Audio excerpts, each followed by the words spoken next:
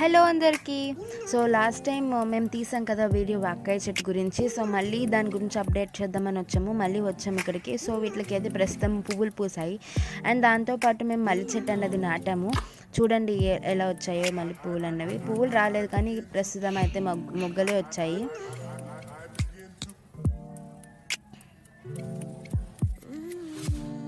And మీరు ఇక్కడ చూడొచ్చు కొంచెం చిగురు కూడా వస్తుంది. కొన్ని రోజుల్లో అయితే మళ్ళీ కాయలు వస్తాయి. వీటితో మనం ఈ కాయలతో పప్పు చేసుకోవచ్చు. ఇంకా డిఫరెంట్గా చేసుకుంటారు.